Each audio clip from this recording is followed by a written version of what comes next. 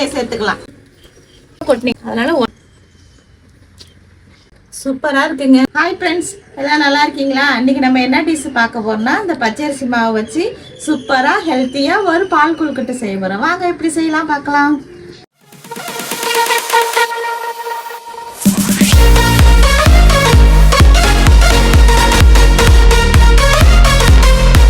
சுடு தண்ணி வச்சுக்கலாம் மாவு பசைய.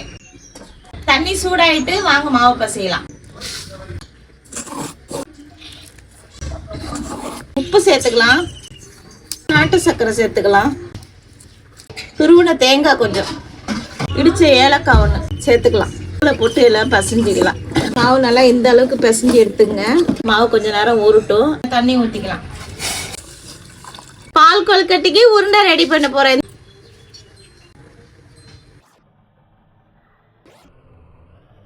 தண்ணி நல்லா கொதிச்சிருச்சு. இப்போ உருண்டையை சேர்த்துக்கலாம்.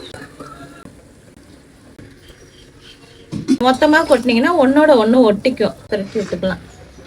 கொஞ்சமா மாவு கரைச்சிங்க டைட்டா. மாவு எதுக்கு கரைச்சி ஊத்துறேன்னா, பால் கொழுக்கட்டை கொஞ்சம் கட்டியா வரும். அதனால கொஞ்சம் மாவு வெறுமனே கரைச்சி ஊத்திக்கலாம். நல்லா கெட்டியாயிட்டு பாவுல உப்பு இருக்காது, அதனால கொஞ்சம் உப்பு சேர்த்துங்க. பால் ஊத்திக்கலாம். நாட்டு சர்க்கரை சேர்த்துக்கலாம்.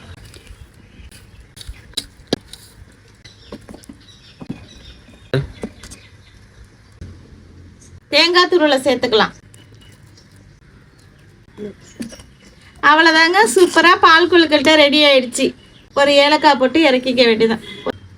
வாசனை அருமையாக இருக்கு. இப்போ நட்ஸு சேர்த்துக்கலாம். பாதாம் முந்திரி சேர்த்துக்கிறோம். இருந்தால் சேர்த்துங்க, இல்லைனாலும் விட்டுருங்க. பால் கொழுக்கட்டை சூப்பராக ரெடி ஆயிடுச்சு. இப்போ வாங்க சாப்பிட்லாம்.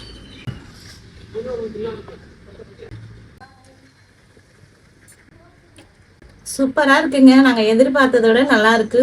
நீங்களும் இந்த மாதிரி ஒரு தடவை செஞ்சு பார்த்துட்டு சாப்பிட்டுட்டு எப்படி இருக்குன்னு கமெண்ட்ல சொல்லுங்கள்.